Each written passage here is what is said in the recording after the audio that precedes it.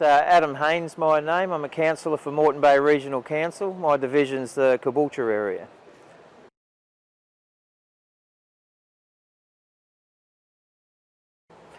Where do I start? IPWEAQ has a range of benefits for council staff, obviously from the suite of tools and guidelines and best practice sort of things that you can subscribe to, but also conferences such as this. I think the best thing about the conferences is to get amongst like-minded people from all over Queensland.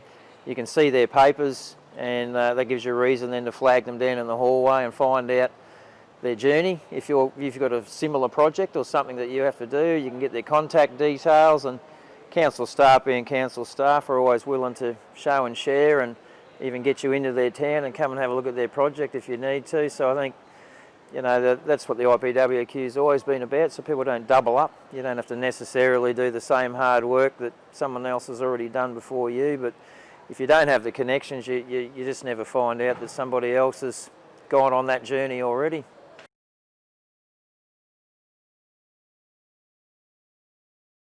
Yeah, look, with Moreton Bay Regional Council, we're obviously a very large council, so for us to sort of measure our sustainability, financial longevity, I suppose, versus community need is different across all councils. We are well resourced because we do have a rather large budget, but in saying that, we still have to operate quite lean and mean with our dollar. So what we've been doing of late is, probably over the last 2.5 years, we've been going through all our asset classes and looking at our asset maintenance structure so that we know we've got enough financial build into the years to come to maintain those assets to a level that we want. That's been the first body of work, so that we know what is the bill in 20 years. Before we go building new shiny toys, we need to get that right. So that's the first thing we've done. We're doing large strategic planning, so to look at all the big ticket items. If we need an overpass over a train line, for instance, it's a $60 million job, we need to front load all that. But what we're doing, I think, is probably more important, is we want to lessen our discretionary spend and up our capital spend. So that's just doing very broad analysis of all of our halls, all of our parks, all of our sports ovals. What's our growth? Where do we need to build new sports ovals? Try and front load every dollar that we can possibly imagine over the next 20 years, and then hopefully negate the discretionary funding that is a bit more reactionary when the residents come to you and say, we need a new toilet block at our football oval or we need a new girls' change room or whatever that is. Hopefully out of this journey, when we get that phone call, we'll be able to look through the pipeline and go, oh, that's already loaded, we've already got that under consideration, and as I say, hopefully minimise the reactionary spend moving forward.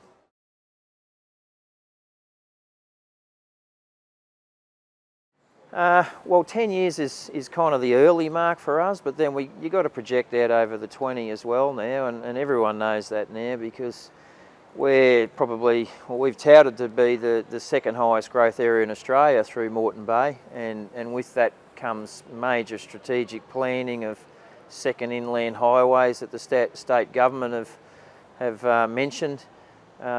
We need to know, are they doing that? And if they are, then maybe we don't have to build the 5 overpasses that we thought we had to build. And so these are 20-year plans, and at least. And, you know, like every council knows, they've had a 30-year corridor there for a future road, and it takes that long to get one built. We've just voted through, I think, Young's Crossing Road. You know, that's been on the cards for 50 years. The Moreton Rail Link was on the cards for 120 years. So to not at least project for 20 years, I think you're kidding yourself, particularly in our area anyway, and probably southeast Queensland, I suppose, because they're big ticket items, you know.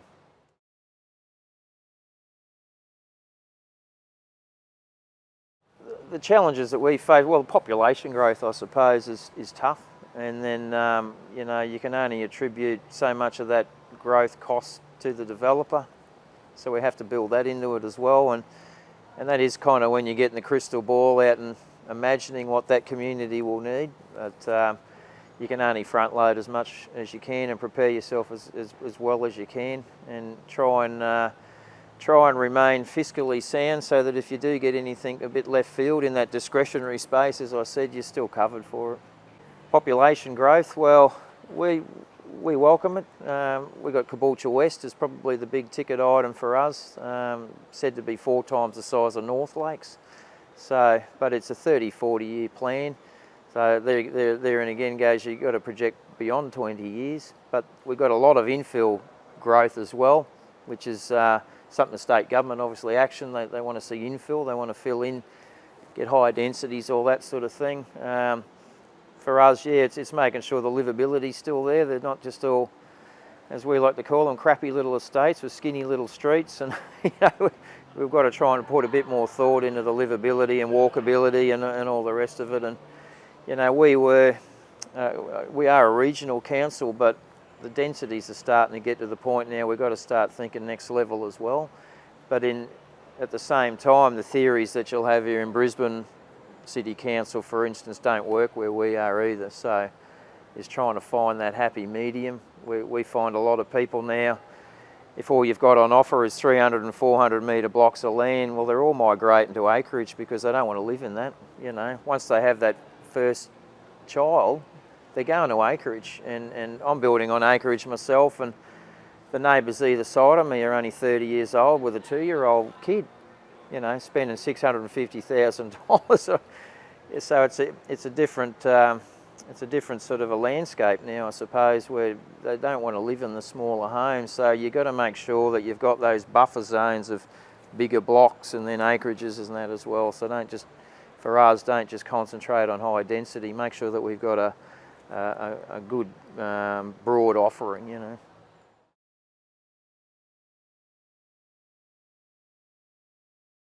Well, we know that an RPEQ has to sign off on major projects. So, I mean, if you're saying from a community's perspective, the more young engineers we've got coming through the pipeline and working in our organisation, the better. But you do have to have your RPEQs there just to keep an eye on things, and you can't have one to every 20 staff or whatever. It's in my opinion, that's not enough. It's just too much workload, particularly in a high growth area like Moreton Bay, as I say.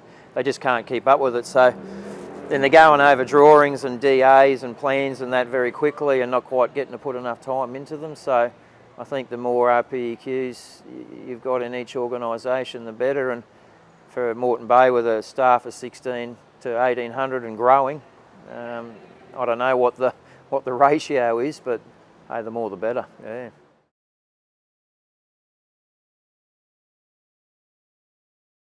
Yeah, I guess I want to add from a councillor's perspective, because I know not that many councillors come to it. I think there's 3 or 4 here this time. I'd like to encourage councillors to come to this conference. Our typical go-to conference each year is the LGAQ, but it's very macro level, and it has its benefits as well. But I do encourage each councillor to come to this conference. This is where the rubber hits the road. This is where you get to spend time with project managers and young engineers and designers and things like that, and actually look at products, see papers that are about what we do. It's not all about that sort of macro level and how do we get money out of state government and all that sort of stuff. You really got to know your product, I believe, in order to create the visions for your community yourself as a councillor, to then go back to your staff and say, hey, this is what I think we need through here. You're coming from an informed position. If you don't know what the products are out there, well then how do you ask for it in the first place? So I guess I'm a bit sport, being that I'm a former employee of IPWEAQ, so I'm converted already. But yeah, I think our job is just to simplify it, roads, rates and rubbish. And if you really want to learn about that stuff, this is where you come. And I think your staff respect you for it if you've at least made that effort to understand what it is that they're trying to achieve.